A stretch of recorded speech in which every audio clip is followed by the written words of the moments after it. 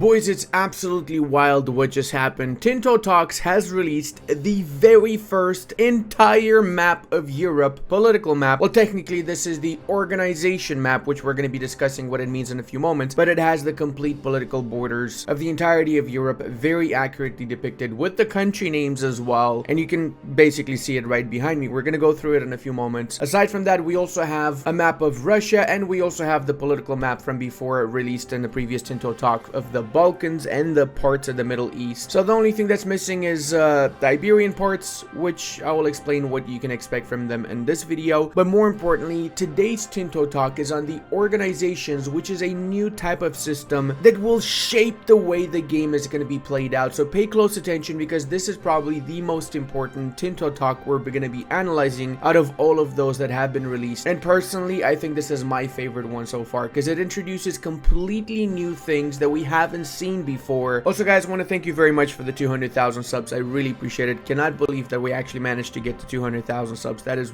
wild to me. As a token of my appreciation, you can expect the mega campaign to be around the corner very soon. All right, before we start analyzing the Tinto Talk, let's take a little bit of a look at the map itself, because I think this is something that interests a lot of us, especially me more than anybody else. There's some nations here that I am extremely excited for. I'm not gonna give out any particular names or anything, but oh my god, I literally came like 9 times after I just watched some particular nations. Boy, it's Brandenburg, okay? It's Brandenburg. You guessed it. It's freaking Brandenburg. Look at these beautiful borders here. Can we appreciate the fact that we have scumbag heretical Rupin that we gotta take out here? Whatever the hell this schnapps is. I mean, no, that is part of Brandenburg's natural borders. In fact, the entire German Empire borders is part of the Brandenburgian natural borders, and I do intend on speedrunning the schnapps out of getting German Empire borders as Brandenburg. That being said, let's take a good look, starting from the Balkans here. So we obviously have a little bit of Moldova in the corner here. We have Wallachia, Serbia, Bosnia. Croatia is pretty small. We got the Kingdom of Hungary, and I like to see that the mountainous ranges are going to play a significant role when it comes to the tactics of this particular area, because essentially Hungary has most of its western borders protected. There's literally like what, 1, 2, 3, 4, 5, 6, 7, 8 entrance points through the Carpathian Mountains. So if they do get attacked by the Golden Horde or whoever might be potentially attacking them, right, the western borders is safe. I would suggest that, you know, they expand into the Serbian lands and use the mountains, the rest of the Carpathian Mountains, better yet, and the Serbian lands to protect against the Ottomans as well, right? Just goes to show that terrain is going to be extremely crucial when it comes out, when EU5 comes out. Same thing goes here. Look at the amount of opportunities you have as one of these smaller nations in the Italian peninsula to just bottleneck the enemy army and crush them in one of these chokeholds. That's about it when it comes to mountain ranges in Europe, but we can expect more of that in Asia, especially in the New World. Now, speaking of the Italian peninsula, can we take a moment and appreciate how massive Verona is? Like, holy snaps, my dude. At the time, Verona was one of the more important cities within the Italian peninsula. They were pretty rich. They were basically competing with the Venetians and everybody else around, and they did eventually get Padova under their control. It was ruled by Della Scala family, or better yet, by Mastino della Scala. His dad, I believe, was the one that also was the patron for Dante d'Alighieri, so they had enough wealth to basically even do stuff like that, which is pretty significant for this time period in which wealth did not go around much. Let's face it, most nations were struggling economically, so I do expect Verona to be one of the richer nations within the Italian peninsula, on par, I would say, with Florence and with the Papal States, which again was pretty rich as well. Siena is a little bit bigger than it is in EU4. Lucca as well. Florence doesn't have all the lands. It does not own Pisa yet. There's a lot of little papal subjects, I guess you would say, in this area as well, and the northern parts are completely messed up. It's essentially just one OPM in each location. We also have some new players in this land. We've got Viennois and we have Valentinois, both of which we don't have in 1444. And something that many people are not aware of is that Viennois was in fact an archbishopric, and within 1444 it kind of still had a certain degree of autonomy. It was in 1449 that it was actually fully integrated, or begun the process of integrating it within the French crown. Not sure about the territorial extent, to be honest. I assume Paradox did their work, so this must be the actual territorial extent. I only know about the city itself that played a part in that, and it was the archbishopry, but I genuinely don't know the actual extent of the lands they had. Really interesting to see within the French parts how France does own direct control over certain parts, but then their little empanages at the same time control over other parts. It's just so random, and so it just goes to show how the feudal system in Europe was so intertwined, and one would not work without the other, essentially. Just look at the southern parts of France here. This is just absolute border war. If you were an EU4 player in 1337, you would not really like this part of the world, that's for sure. Navarra on the Iberian parts is a little bit bigger than it is in our times, and it shouldn't be too weak actually. Within 1337, Navarra was slightly stronger and not really as much of a pushover as it is in 1444, so you could technically start some pretty decent campaigns as Navarra. Now, speaking of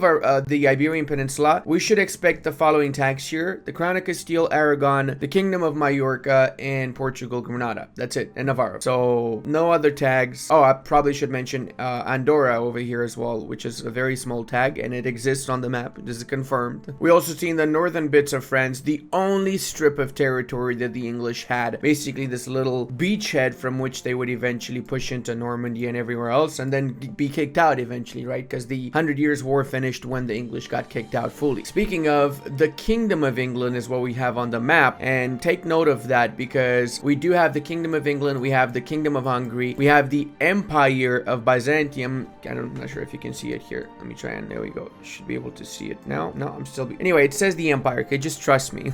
You can see in the dev diary. The point of that is the Byzantine Empire. It says the point of that is that the rank that your nation's gonna have is gonna likely be shown on the map itself. So if you're a kingdom, it's gonna say kingdom. If you're an empire, it's gonna say empire. If you're a Schnappeldupe, it's gonna say the Schnappeldupe of Schmagagdaboob or whatever your name might be. This is again just an assumption, but it kind of makes sense if you ask me. That's why we also have the Duchy of Lithuania over here in the north. Also, some people might be wondering what is the black bit here. That is Terra Incognita. For now, there's no image or anything. Nothing might be added later, but that is just Terra Incognita. So whoever tag they were playing as when they made this picture couldn't see the Asian bit. And I also am assuming that it is the Grand Duchy of Muscovy, but basically because the map size is very small, it cannot put in the whole Grand Duchy of Muscovy, so it just shortens it to Muscovy, which means the name is dynamic on the map as well based on the size of the country, I guess. Interesting to see how many of these Russian principalities are not tributaries of the Great Horde. We got Rostov over here, that is, but then we don't have the Great Republic of Novgorod, which, as we all know, is basically one of the more important republics in the northern parts of Europe. Extremely rich and basically the birthplace of the Russian nation, alongside the Muscovite parts, of course. I'm curious to see how Smolensk, Vitebsk, and Polotsk is going to play into this, because if we take a good close look here, they're pretty decent, especially Smolensk is not. From a historical perspective, it was quite strong. It just had a lot of misfortunes based on the alliances that it had and which sides it joined at the wrong time. So if you join the right sides at the right time, you might be able to pull on top and destroy the Muscovites yourself if you want to. One more thing I have to say is that Poland, I feel like, should be a little bit more divided, as should be Silesia, but I get it. You don't want to make it that small, the principalities, because technically Silesia was quite a little bit more divided than it's shown on the map right now. Galicia Volhynia is pretty big too there. That's going to play a major role. And now let's take a good close look at the HRE. So we know that in 1356, when the Golden Bull happened, we have the definition of the electors and everything properly done. But before that, we still had electors, right? And some of these are going to be Brandenburg, and our start date Rhine, apparently, Bohemia, and Saxe-Wittenberg, I assume that is. I haven't found any other blue nations on the map, so I'm guessing that it's going to be just 4 electors, or is it 3 electors? So the thing is, guys, in 1337, even though it was not formalized and it was not standardized, the reality is we should have the same electors as we have in 1444, because the electors were exactly the same. Any electoral changes happened much later in the campaign, I mean much later in history really, but we should see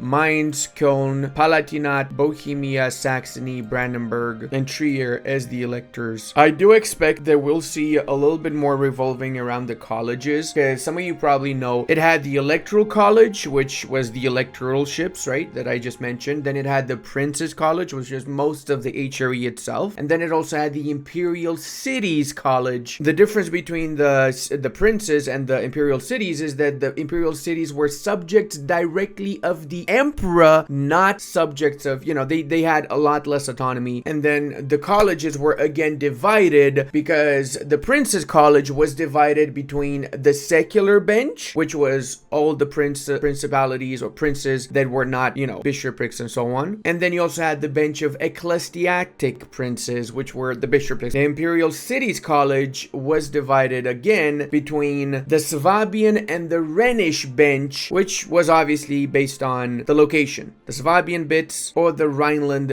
and surrounding area bits, right? That was how the Imperial Diet was set up. You had these three colleges, and then the Imperial Diet would be summoned within a month of the death of an emperor, and then you would get the electors to get a hold of who's going to be the next top German lord. I'm sorry, Emperor of the Romans. Although we can all agree they had nothing in common with the Romans, okay? It's a scam. All right, now let's get into the juice of it because Johan has a lot to talk about. In this dev diary, he explains the international organizations. Before I read the dev diary, to make it really simple, what these things are is any sort of entity that you can think of within EU4, like the HRE, like the Catholic Church, the Orthodox Church, it's going to be represented within EU5 as an international organization. Now, these organizations can be of different types. They can have different structures, but they are, for all intents and purposes, organizations, okay? It is a broad term to define different types of entities that overlap actual nations. Now, these organizations can actually have land or not have any land and still exist. For example, the HRE is an organization, and there's certain areas that are within HRE borders, right? The HRE princes and so on. But then again, you have the Catholic Church, which does not actually own land, but there's nations that own land that are part of the Catholic Church. Then you also have other organizations like the Crusades that can directly own land and their actual organization. So it really depends. Let's actually go through the dev diary itself because I think it's best to just explain it as he talks about it. We did some hard-coded systems in previous games like the Holy Roman Empire, but what we have here in Project Caesar is a completely dynamic system, scriptable, extendable for modders, which allows for many of these and far more flavor. That is true. The way that the international organizations are set up in EU5 is just absolutely brilliant. It really shows that there's a lot of things you can do with them. He explains right here, right? Some of the things that you can do or that can happen with an organization are if it has a leader or not, and if the leader is character of a country. So you can have organizations that can or cannot have leaders, and you can also decide whether that leader is the character of a country, so the king of a specific country, or the country itself, for example. If it's unique or if there can be multiple of it, so if you can have, say, one Orthodox church or multiple Orthodox churches, right? Because you would have the Orthodox Church as an organization, but then there's multiple, because pretty much one of the staples of Orthodoxy is that you have your own patriarchate in your country. So you have the Patriarchate of Romania, Patriarchate of Ukraine, Patriarchate of Russia, and so on. But it's basically the same thing, just different head of the church in each country individually. If location can be owned by it or not. So again, some organizations will be able to directly own lands. Some of them will not be able to directly own lands, but you will have member states or something of the sorts. Or just like that province is Catholic as such, technically it's a part of the organization, but it's not owned by the organization. But say whatever laws the organization passes, like +5 unrest or something of the sorts, it will affect Catholic provinces, let's say, because they are a part of that organization. Member benefits or penalties. So with the organization, you can actually issue out penalties. That's really cool. Laws and policies it can have. So different laws and policies for each organization. Special statuses inside the organization. We're going to see a little bit of an example of that as we go along in this dev diary. How members will behave during war. So whether you're able to attack fellow organization members or not, or whether you can come into the aid of an organization member that was attacked or not, and a dozen more unique attributes. So basically, international organizations are the new system for grand strategy games to come moving forward. And I don't want to be that guy, but Victoria 3's next DLC coming on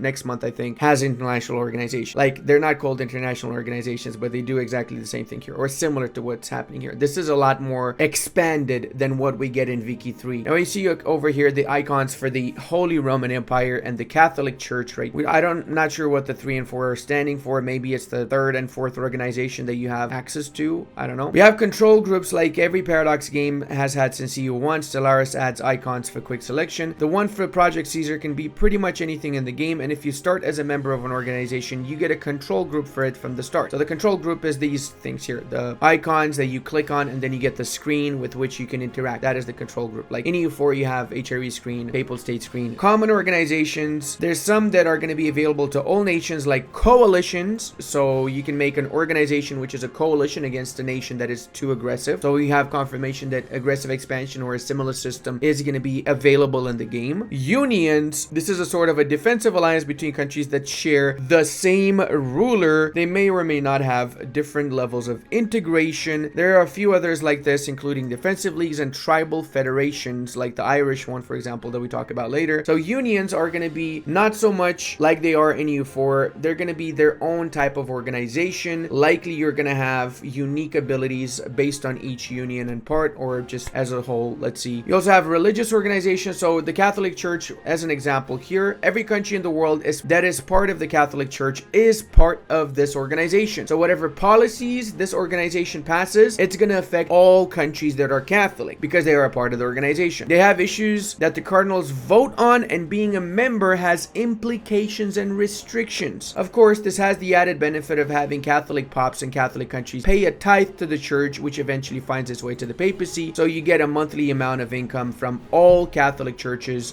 Catholic countries. There you go. You got 401 countries that are Catholic at the start of the campaign, which ends up with 182 ducats that you're going to get eventually from all of these. You have some expenses here. Court spending is going to be one of the expenses for this particular organization, but you suffice to say you're going to get a lot of money. I'm not sure if that directly goes to the Papal States or not. That would be interesting to see. If it does, oh my god, that's a juicy Papal States right there. Of course, this is for the Papal States. Other religious organizations might not collect money. So you might have certain churches that will not ask their people for money or their countries for money, and as such, it's going to be a very different system, but it's still a religious organization. So it depends on how you're going to mold said religious organization, and I guess you're going to have more of a say on it based on how many representatives you're going to have within that organization that will allow you to shape it. So your cardinals will vote on stuff. The more cardinals you have, the likelier it is that you're going to pass legislation or policies for this religious organization that will benefit you. Another example of this is whatever Islamic organization is going to be, you're not going to be allowed to use pork as a trade good or wine as a trade good. Not sure if pork is a thing, but we know wine is and alcohol is. So that's not going to be available for the Muslims because it is a banned trade good, and that's going to be represented by the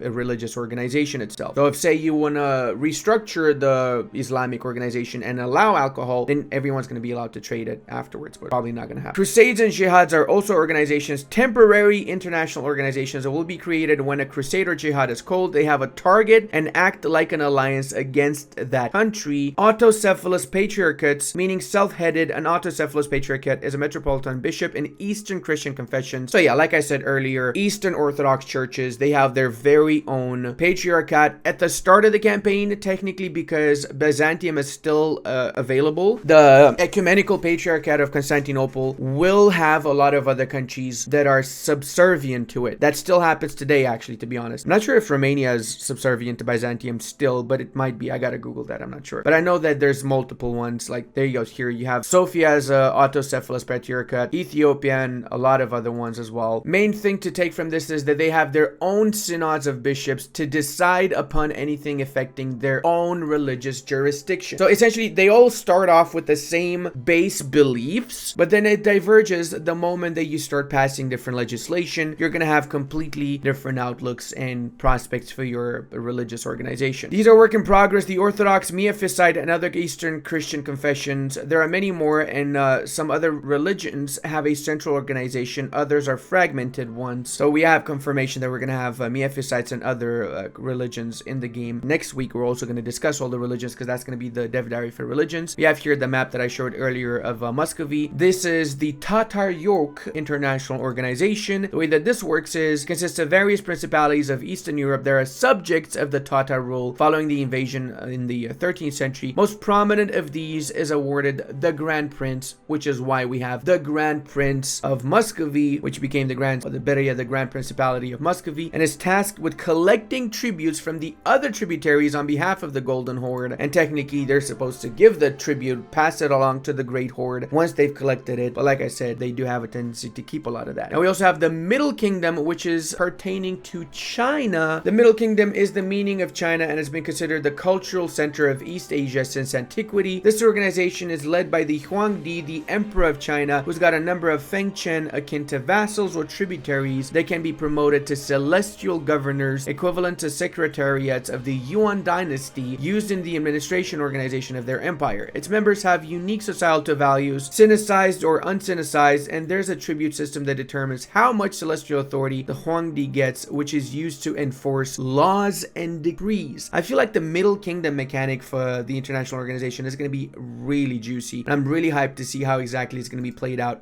We also see here that the Kingdom of Goryeo is actually the one that's paying most of the tributes to the Yuan dynasty. Most of the other nations here, albeit a lot of them, are not as rich. Of course, the Holy Roman Empire is also an international organization. The glory of the ancient Romans live in the memory of all of Europe. Charlemagne was crowned Roman Emperor, but it was not until the coronation of Otto the Great and the current HRE was born, once again recovering the ambitions of a revived and unified European empire. The organization, of course, led by an emperor, has different statuses for countries like secular religious electors, secular princes, free cities, imperial prelates. It has laws that impact the organization and its members, the most important at the early game being the Golden Bull, and I strongly suspect the Golden Bull is going to be one of the most important things that you're going to need to pass on in the early part of the campaign, and it's going to affect how the HRE is going to be played afterwards. It says here it is a must to get approval in order to further develop the institutions of the empire. So yeah, you got to pass the Golden Bull, just like historically happened. There's others that exist, such as the Shogunates, an international organization, the High Kingship of Ireland, many more, as the system is very flexible to use, and next week they will be discussing religions. I'm glad that they did this because it tells me the game's going to have super high modability, which means it's going to be played for a very long time after it comes out, that's for sure. Johan also mentions that a lot of diplomacy is scripted. Curious how that's going to affect the playthrough in the early part of the campaign. I'm guessing it means that you're going to have some really hard-coded events then to lead your country down a specific historical path, maybe. Mentions that organizations can progress down a path, so you can upgrade your organization as you obviously advance. Pretty self-explanatory from the dev diary. Golden Bull is kind of inevitable by 1337. Mentions that there's some unique mechanics for the Hansa and banking countries as well, and it's not the international organization mechanic. I'm actually curious what that would be. What do you guys think? Let me know in the comment section. Also, it says that international organizations, they've been trying to figure out a better name for 2.5 years since they've had the system. So international organizations is really long. I personally, I'm not a massive fan also of the name, to be really fair. So I don't know. Anything else is better than international organizations. What do you guys think? Go to the forums and give them some suggestions on what it should be called instead of international organization. Maybe just something simple like structure. What kind of a structure is that? It's the Catholic Church. Catholic Church is a structure? Yes. Don't ask any more questions now.